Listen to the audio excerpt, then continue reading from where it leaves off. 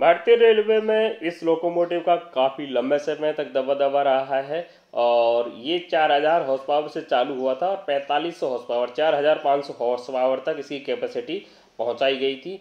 ये 1997-98 में electromotive diesel EMD एक अमेरिकन कंपनी थी, उसने भारतीय रेलवे को दिया था। और उसके बाद में 2002 से 2018 तक बीएलडब्ल्यू ने इसका प्रोडक्शन भारतीय रेलवे को दिया, जो एक इंडियन कंपनी है, वो आप सभी जानते हैं।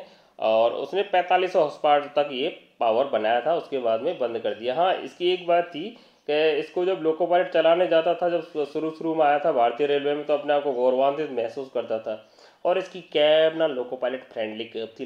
लोको पायलट जब इसकी कैब में बैठता था तो अपने आप को बहुत गौरवान्वित महसूस करता था, उसको बहुत मज़ा आता था। और सर्दी का मौसम तो बिल्कुल आप कहना ही क्या, क्योंकि जो हम परंपरागत लोकोमोटिव चला रहे थे उनमें भक से हवा आती थी ठंडी।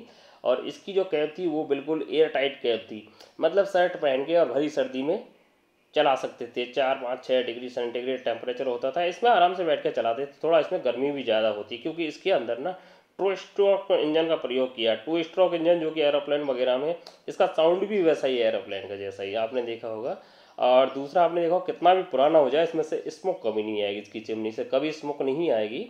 बाकी इसके बाद जैसे पावर आया WDG4, जिसमें 4 स्ट्रोक इंजन का प्रयोग किया गया है, तो उसमें आपको साउंड तो उसका है अजीब, ठीक है, इससे बिल्कुल भिन्न है, डिफरेंट है। और साथ साथ में आपको वो नए भी धुआं देते हुए दिखाई देंगे, लेकिन इसमें कभी धुआं नहीं दिखाई देगा। अब ये भारतीय रेलवे में लोकोमोटिव बहुत कम बचा है, इसको अन्य देशों को एक्सपोर्ट कर दिया है, हमारे यहाँ के बजाय एक दौर चला है इलेक्ट्रिक का, उसमें ये उसकी मार अब झेल रहा है।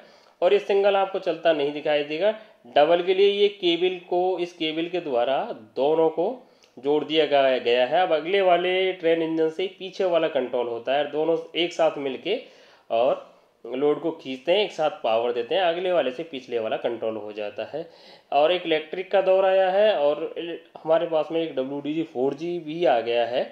उसका हॉर्स पावर भी बहुत ज़्यादा नहीं है, परंतु इलेक्ट्रिक के दौर की मार में ये लोकोमोटिव लगभग अपनी छवि खो चुका है और गायब हो चुका है। अब हमें हाई हॉर्स पावर लोकोमोटिव की आवश्यकता है, जो कि इलेक्ट्रिक के रूप में भारतीय रेलवे को अवेलेबल हो गए हैं। अब ये आपको बहुत कम देखने को मिलता है।